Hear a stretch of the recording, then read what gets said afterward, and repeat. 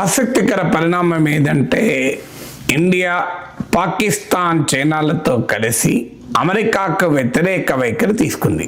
ఇది ఊహించగలమా? అమెరికాకు వ్యతిరేక వైఖరి తీసుకోవడమే ఆశ్చర్యం అంటే అది కూడా పాకిస్తాన్తో కలిసి, చైనాతో కలిసి. ఆఫ్ఘనిస్తాన్లోని బాగ్రామ్ ఎయిర్ బేస్ను అమెరికా అడుగుతోంది. ట్రంప్ తనకు కావాలని అంటోంది. ఇది తాలిబాన్కు ఇచ్చివేయడం అమెరికా చరిత్రలో జరిగిన అతిపెద్ద పొరపాటు. అందువల్ల ఆ ఎయిర్ బేస్ మాకు తిరిగి కావాలి. సో తాలిబాన్తో చర్చలు జరుపుతున్నాం, బాగ్రామ్ ఎయిర్ బేస్ను అమెరికా తిరిగి హ్యాండ్ ఓవర్ చేసుకుంటుంది అని అంటున్నాడు. ఇప్పుడు ఆఫ్ఘనిస్తాన్లోని బాగ్రామ్ ఎయిర్ బేస్లో కూడా తన మిలిటరీ ఇన్స్టలేషన్ పెట్టాలన్నది ట్రంప్ యోచన. సో దీన్ని తిరిగి ఇచ్చేవేయాలి అని అడుగుతున్నాం. ఇవ్వకపోతే బ్యాడ్ థింగ్స్ విల్ హ్యాపెన్, మీకు చెడు జరుగుతుంది అని కూడా తాలిబాన్ పైన శాపనార్థాలు విధించాడు.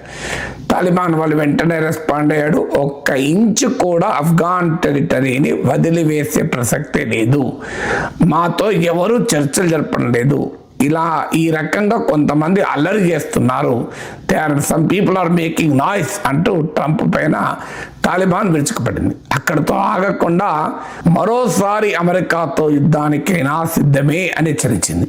We are ready to prepare for war అన్నది.